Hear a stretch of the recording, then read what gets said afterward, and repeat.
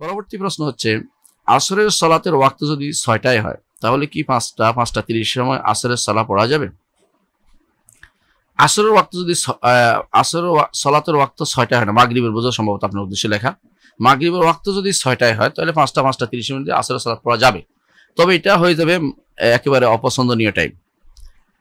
ওই ব্যক্তির জন্য এটা যায় যে ব্যক্তি ঘুম থেকে উঠছে, এক। দ্বিতীয়ত, এই সময় নাবালক সাবালক হয়েছে।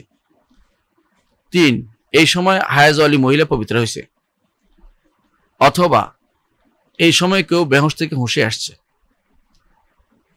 এই ব্যক্তির জন্য, অথবা এই সময় মনে হয়েছে ভুলেই গেছিল, এই 4 শ্রেণী 5 শ্রেণীর জন্য ওই সময় সালাত পড়াটা তার টাইম মোতাবেক হবে, কোনো গুনাহ হবে না সেটা। কারণ এটাই তার জন্য ফাত্তাকুল্লাহ মাস্তাতা, যতটুকু তার এটাই তার ছিল, এটাই তার সামর্থ্য ছিল, এর আগে তার সামর্থ্য ছিল না।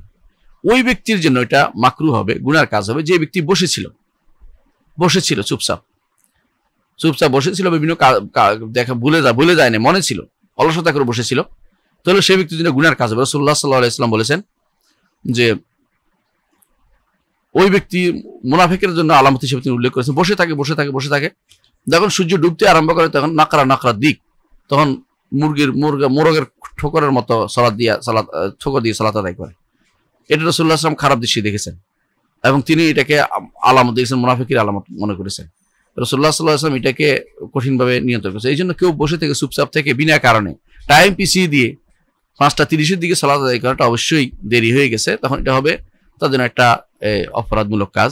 সেটাও তার সালাত হয়ে যাবে, কারণ এই সময়টাও এটাকে বলা হয় সালাত ওয়াক্তে ইত্তরারি, বা বিশেষ সময়, বা ওয়াক্তে প্রয়োজনে ব্যবহার করার মতো সময় যেহেতু তার সালাত হয়ে যাবে। তবে কাজটা তার ভালো হয়নি, কাজটা কখনো ভালো হয়নি, এবং একটা মাকরুহ টাইমে নিয়ে গেছে টেনে এই জন্য সে গুনাহগার হবে। আর যদি তিনি প্রথম ওয়াক্তে পড়তেন তার জন্য উত্তম হতো সবচেয়ে বেশি। কিন্তু আরেকটি জিনিস আছে, সেটা হচ্ছে একটা সময় আছে, এই সময় কিন্তু এই ব্যক্তির জন্য, যে ব্যক্তি চুপচাপ বসেছিল বিনা কারণে, তার জন্য ওই সময় কিন্তু সালাত পড়াটা আর জায়েজ হবে না, যখন সূর্য ডুবতে আরম্ভ করেছে।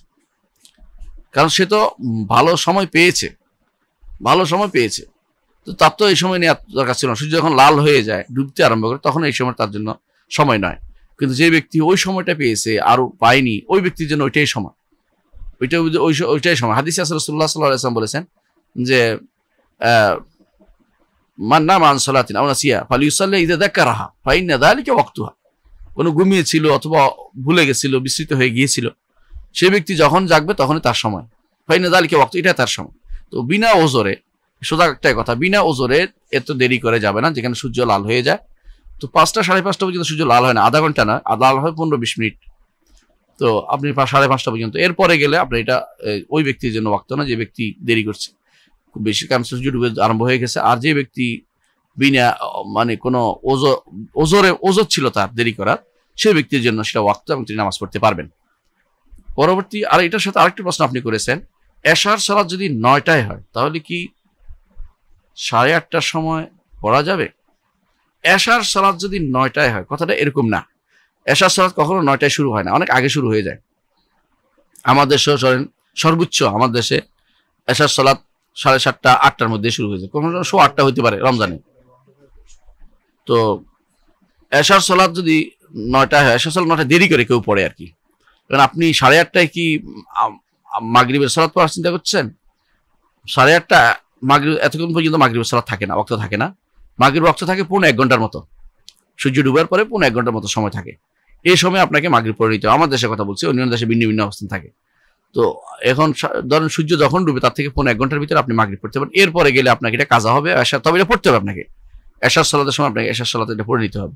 তো এশার সালাত যদি 9টায় মসজিদে পড়ে, আপনি আগে পড়তে চান 8:30, সেটাও জায়েজ হবে, কারণ যদি ওয়াক্ত হয়ে গেছে, যদি ওয়াক্ত হয়ে যায়, আর ওয়াক্ত হয়ে যায় 8:30টায়, কখনো মাগরিবের ওয়াক্ত আর বাকি থাকে না কোনো সময়, বা আমার দেশে সেটা থাকে না। অন্যান্য কোনো দেশে যেখানে ওয়াক্ত হয় 8টা, সেটা আলাদা মাসালা, সেটার সাথে আমার আলোচনা হচ্ছে না। আশা করি বুঝতে পারছেন।